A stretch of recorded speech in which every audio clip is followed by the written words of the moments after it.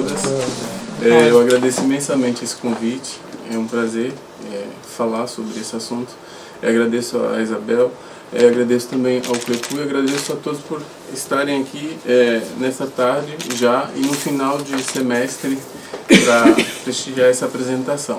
A apresentação que eu vou fazer aqui faz parte da pesquisa de pós-doutoramento que eu venho desenvolvendo sobre as bibliotecas da Rainha Carlota Joaquina e da Princesa Dona Maria Francisca Benedita. Essa pesquisa é supervisionada no Brasil pela professora professora Márcia Abreu e aqui em Portugal pela professora Wanda Anastácio. Bom, sem maiores demoras, eu inicio então a minha apresentação.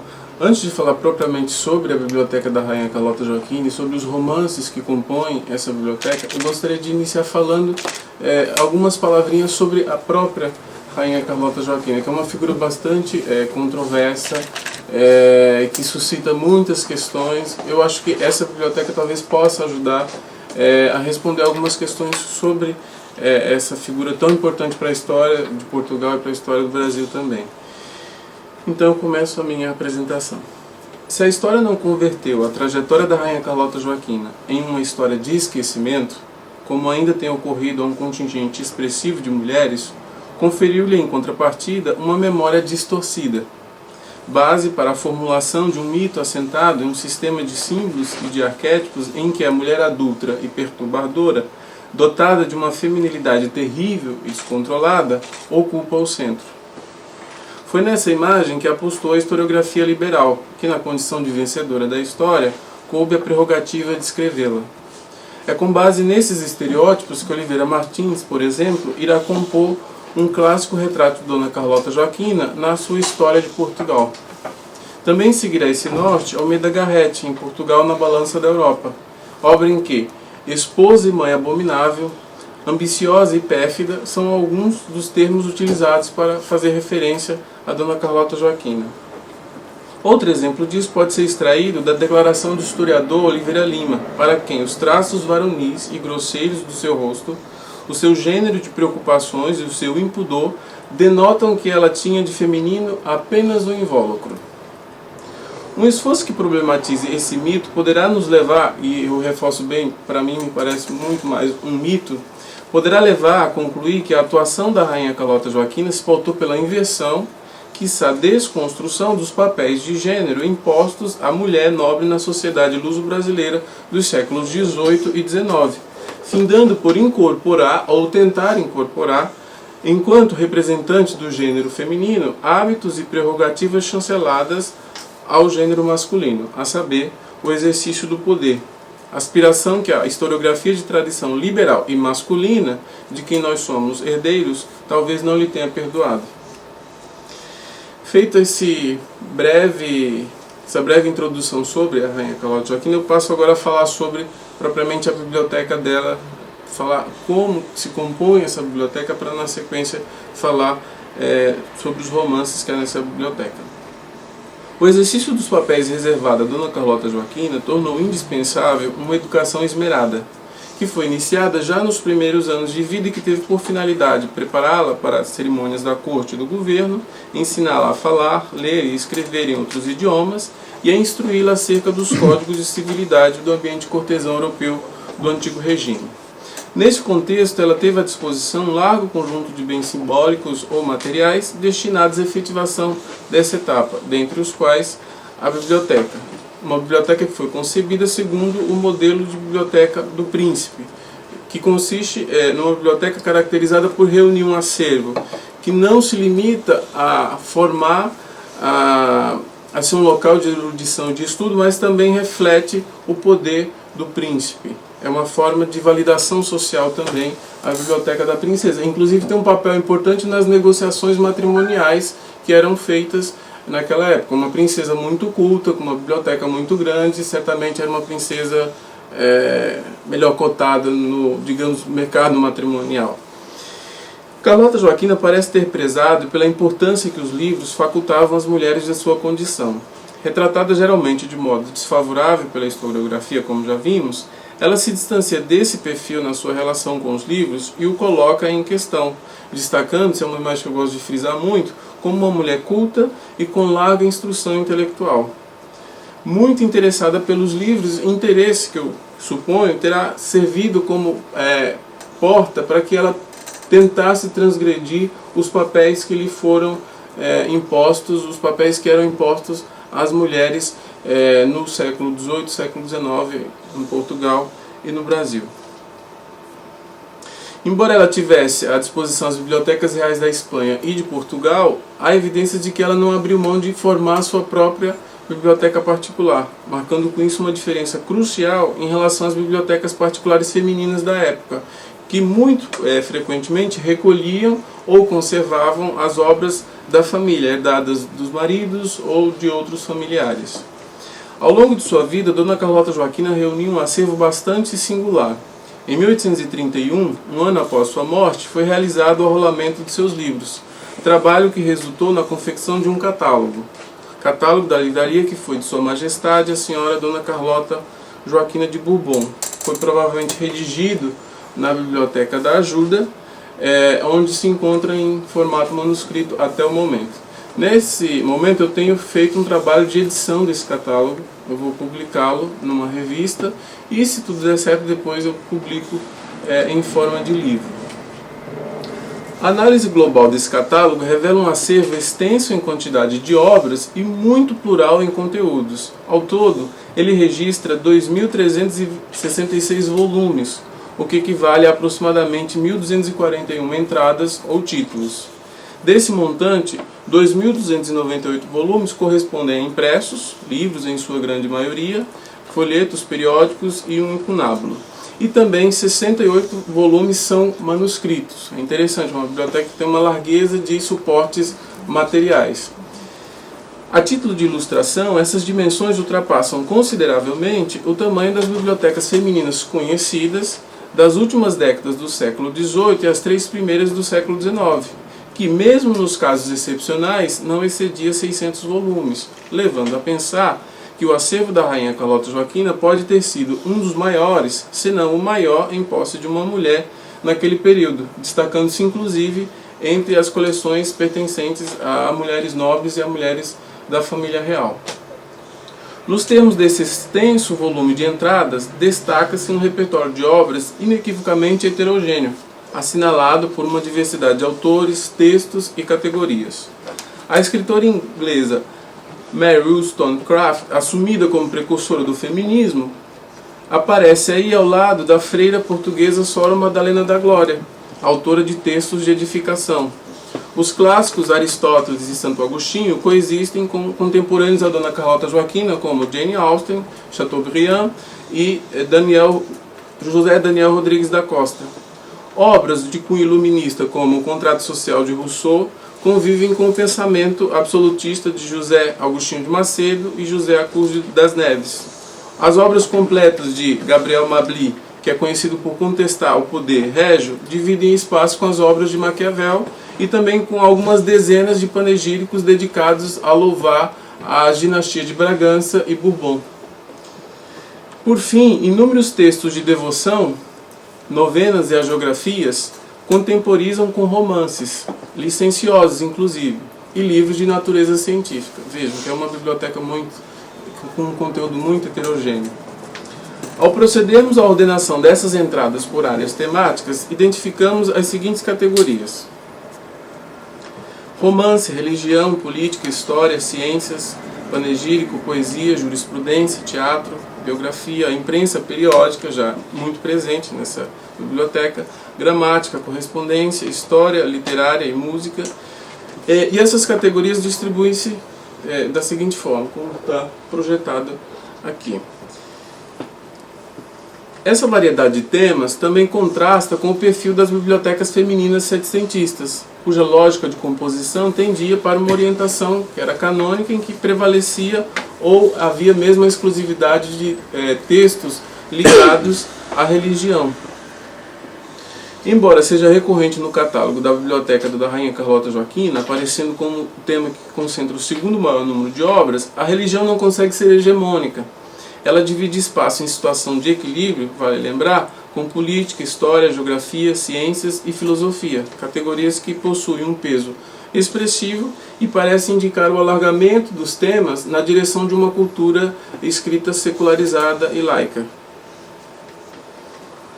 A categoria que reúne a maior quantidade de títulos é o romance, gênero que nos contextos do século XVIII e XIX se comportou com frequência como um antagonista ideológico e editorial da religião, a ponto de protagonizar com ela uma mudança sensível no panorama cultural da época, mudança que consistiu ou foi percebida pela tendência que combinava o decréscimo das edições de textos religiosos e o aumento da preferência do romance junto ao público em geral. E essa tendência parece ser detectada justamente pela biblioteca da Rainha Carlota Joaquina, que mostra a presença do romance como gênero mais expressivo, ao passo que a religião, embora seja também muito expressiva, aparece em segundo lugar na quantidade de obras. O romance responde por aproximadamente 17% desse acervo, proporção que, além de indicar o peso expressivo que ele possui, garante-lhe a possibilidade de marcar a presença de várias formas, englobando romances antológicos como Dom Quixote e Pamela, best-sellers da época como Aventuras de Telêmaco e Aventuras de Gil Blas de Santillana, romances picarescos como Gusmão de Alfarache e O Diabo Coxo, romances licenciosos como Le Conte de Valmont, romances didáticos como Brados do Desengano contra o Profundo Sono do Esquecimento, romances góticos, pastoris e contemporâneos, como Os Mártires e Le Parc de Mansfield, de Jane Austen. Entre esses romances, há dois que ainda são inéditos. Trata-se de dois manuscritos que foram descobertos recentemente no âmbito da pesquisa que desenvolvi no acervo da Biblioteca da Ajuda, com o objetivo de localizar os livros que pertenceram à Rainha Dona Carlota Joaquina. São eles Deolinda e Deonel, de Maria do Livramento Spencer, e Novela Familiar Instrutiva, de José Joaquim Carneiro de Miranda e Costa, escritos provavelmente no Brasil entre o final do século XVIII e começo do século XIX, e mais importante, em data anterior aos textos que são considerados como precursores do romance no Brasil, o que confere a essas obras, ou pode conferir se isso for comprovado, um peso muito grande na história do romance brasileiro, porque mostra que são obras ainda desconhecidas e que foram escritas no período anterior ao que se julga ser o início da escrita do romance no Brasil. Aqui o projeto esses dois manuscritos, aqui do Novela Familiar Instrutiva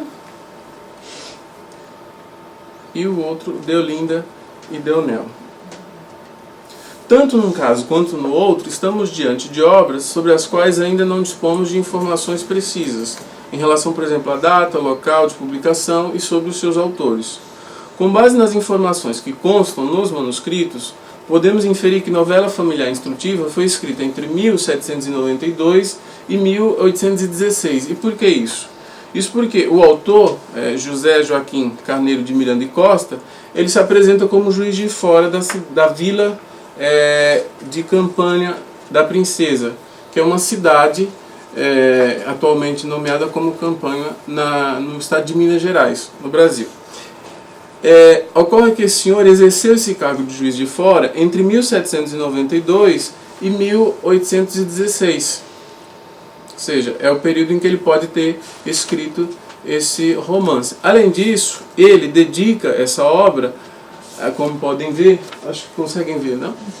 A real proteção de Sua Majestade Fidelíssima, Augustíssima Rainha Nossa Senhora, uma possível referência à Rainha Dona Maria I, que era quem detinha esse título. E a Rainha Dona Maria I governa oficialmente até 1816, ou seja, ele só pode ter escrito esse romance entre 1792, quando ele iniciou o exercício do cargo como juiz de fora nessa cidade, e 1816, que é quando a Rainha Dona Maria I deixa de ser rainha em Portugal e no Brasil também.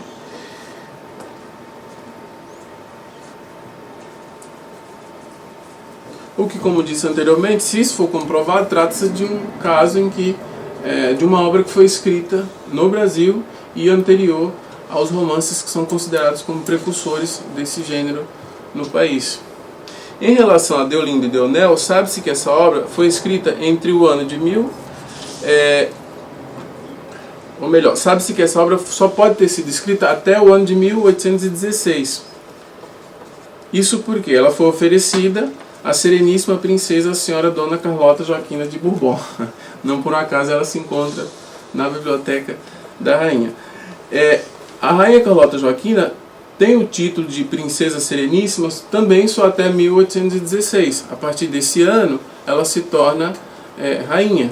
Portanto, ela passa a ter outro título. Então, quando essa senhora ofereceu esse romance, certamente foi numa data anterior a 1816.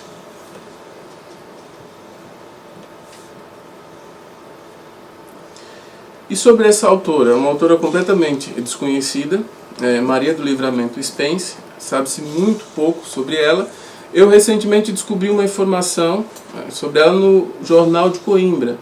Em 1818 ela está no Rio de Janeiro e ela faz um pedido ao desembargo do Paço para que 25 escravos que ela comprou em Cabo Verde sejam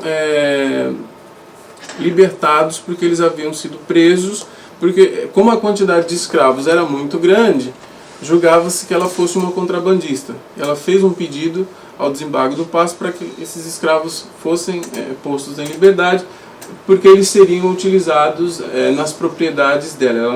Ela tenta provar que ela não é uma contrabandista. O que me parece uma coisa muito interessante, porque a mesma pessoa que escreve um romance é provavelmente uma pessoa que pode ser uma contrabandista de escravos, ou que tem uma quantidade de escravos muito grande. O que indica a necessidade ainda maior de aprofundar a pesquisa e a investigação sobre esse romance e sobre essa senhora também. Quem foi essa mulher que escreveu esse romance e dedicou à Rainha Dona Carlota Joaquina? Às vezes eu fico até com a impressão de que ela dedica o romance a Carlota Joaquina porque quer ter uma certa nobilitação social. Não sei, é uma hipótese ainda que anda cá dentro. Se ela tivesse comprado os escravos para libertar depois? Não, no documento que ela faz o pedido para libertar, ela diz que esses escravos serão utilizados nas propriedades dela no Brasil. Como livres? Não são escravos livres, são escravos ladinos, ela diz. Ela discrimina isso.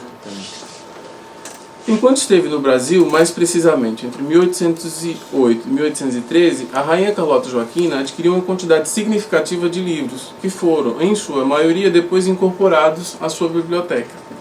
No arquivo histórico do Museu Imperial de Petrópolis, há registro de 3 encomendas de livros.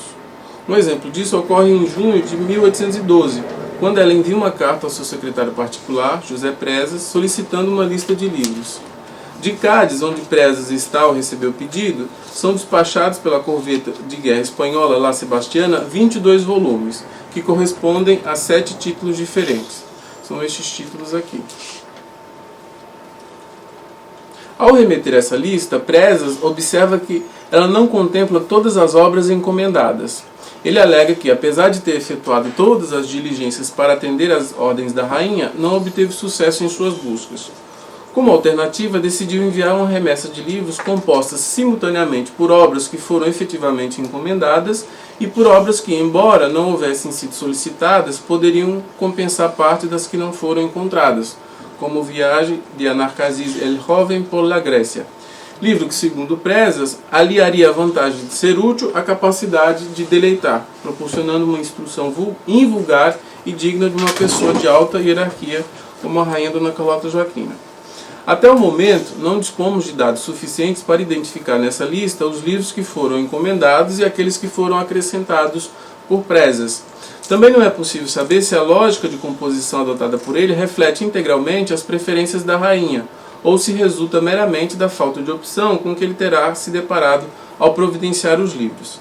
Admitamos, entretanto, que a primeira hipótese corresponde à realidade, tendo em vista que parte dos livros solicitados foi enviada e que ele era próximo bastante de Carlota Joaquina para conhecer o que lhe agradava. Seguindo esse caminho, merece atenção o modo como os gêneros literários estão distribuídos nessa lista. Mais da metade dos títulos podem ser classificados, grosso modo, como romances. O já citado Viagem de Anarcasis el Joven por la Grécia, Eusébio, Lettres e Épîtres Amoureuses d'Héloïse e d'Abélard e Aventuras de Telêmaco, filho de Ulisses. Some-se a isso o fato de um livro pertencente a esse gênero ter sido sugerido a Carlota Joaquina sob a alegação de promover a instrução de pessoas que compõem o topo da hierarquia política e social.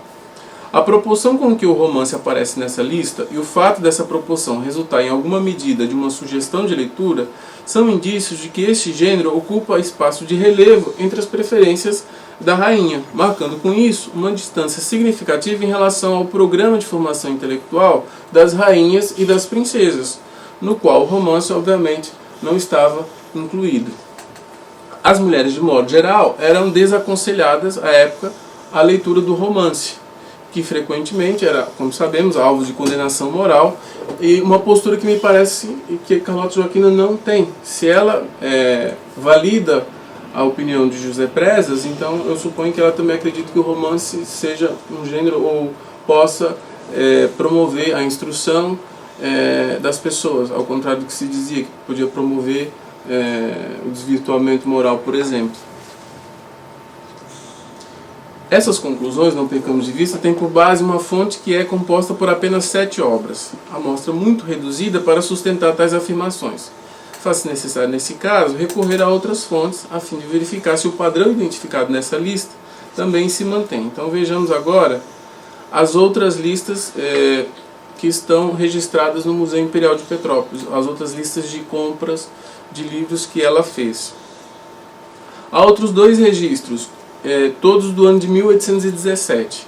A primeira, feita a um livreiro chamado La Devèze, em maio de 1813, é composta também por 27 volumes distribuídos em 7 títulos diferentes. São estes títulos aqui. Nessa lista, a presença do romance, como se pode observar, fica reduzida a 2 obras, Atala e René, narrativas que integram o livro Génie du Christianisme. Já a segunda lista, comprada em novembro de 1817, comprada a um livreiro chamado Chaumont-Lenné de Rouen, apresenta um quadro bastante diverso. Em primeiro lugar, porque é composta por uma quantidade muito maior de livros, 61 unidades. Em segundo lugar, porque o romance responde por 38 obras, ou seja, mais da metade do total, repetindo a mesma tendência percebida na lista de José Presas. Analisadas em conjunto, essas 3 listas mostram que o romance está presente em todas elas, o que reforça a hipótese aventada anteriormente, ou seja, o romance está entre os que mais interessam a rainha Carlota Joaquina. Nesse caso, eu estou diante de 3 documentos que revelam obras que não foram doadas, que não foram incorporadas ao acervo dela, que foram compradas por ela, que de alguma forma passaram pelo crivo, pela escolha dela, o que reforça a hipótese de que ela tinha uma preferência relativamente grande pelo romance. A última lista de 1817, aqui nessa lista eu selecionei apenas os romances.